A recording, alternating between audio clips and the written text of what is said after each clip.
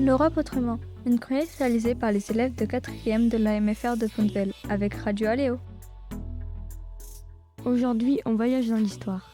Direction la France pendant la Seconde Guerre mondiale. Une période où le pays est occupé par l'armée allemande. Et où la vie quotidienne devient très difficile. Bienvenue en France pendant l'occupation.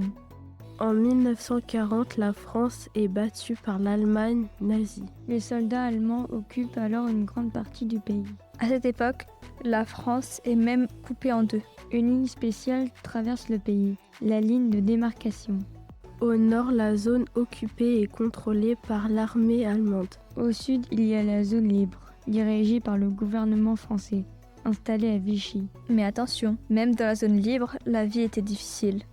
Pour passer d'une zone à l'autre, il fallait des autorisations spéciales. Ces autorisations étaient difficiles à obtenir. Il fallait souvent une raison importante. Comme le travail, une maladie, le regroupement familial ou une mission officielle. Beaucoup de personnes n'obtenaient pas l'autorisation. Et elles ne pouvaient pas franchir la ligne. Des contrôles étaient organisés par les soldats allemands. Certaines familles se retrouvaient séparées. Et des résistants essayaient parfois de faire passer des personnes en secret. Dans les villes, on voit des drapeaux nazis. Et des soldats allemands dans les rues. La vie quotidienne a complètement changé. Beaucoup de produits sont devenus difficiles à trouver. À cause des réquisitions allemandes, des destructions liées à la guerre. Mais aussi du manque de transport et de produits. Parmi les produits les plus rares, il y avait le pain, la viande, le beurre, le lait, le sucre ou encore les œufs. Pour acheter de la nourriture, il fallait utiliser des tickets de rationnement. Chaque personne avait le droit à une quantité limitée de certains produits. Certaines familles manquaient de nourriture.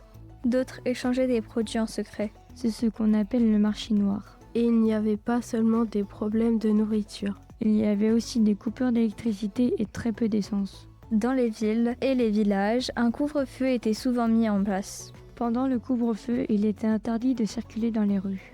Les lumières devaient parfois être éteintes ou cachées. Et les déplacements étaient contrôlés. Les soldats allemands et la police pouvaient arrêter les personnes qui se trouvaient dehors sans autorisation. Les gens avaient peur ? Oui, beaucoup. Il y avait des soldats allemands partout. Mais aussi des bombardements et des combats. Les familles pouvaient être séparées. Ou perdre des proches pendant la guerre. Les gens avaient peur d'être arrêtés, dénoncés, contrôlés ou interrogés. Certaines personnes risquaient gros. Comme les résistants, les personnes juives, ceux qui cachaient des fugitifs. Ou ceux qui écoutaient des radios interdites. S'ils étaient arrêtés, ils pouvaient être emprisonnés. Battus ou torturés pendant les interrogatoires. Envoyés dans des camps de concentration. Déportés en Allemagne. Ou même exécutés. Les journaux, la radio et les affiches étaient aussi contrôlés. On appelle cela la propagande. Ça signifie que le pouvoir utilisait les médias pour influencer la population. Le gouvernement de Vichy, dirigé par le maréchal Philippe Pétain, collaborait avec l'Allemagne nazie. Donc ils travaillaient avec les occupants allemands. Mais certains Français ont refusé cette situation. Ils sont entrés dans la résistance. Les résistants cachaient parfois des personnes poursuivies. Transmettaient des messages secrets. Ou sabotaient des voies ferrées. C'était très dangereux. Beaucoup de résistants ont été arrêtés ou déportés. Et les enfants dans tout ça, certains ont dû aider leur famille à trouver de quoi manger. D'autres ont été séparés de leurs proches à cause de la guerre. Finalement, la France a été libérée en 1944. Mais cette période a laissé de très nombreux souvenirs et blessures. Et maintenant, place à la question. Ouvrez bien les oreilles. Comment appelle-t-on la ligne qui sépare la France en deux pendant l'occupation ? On vous laisse réfléchir. Merci d'avoir voyagé avec nous sur Radio Aléo. Et à très bientôt pour découvrir l'Europe autrement.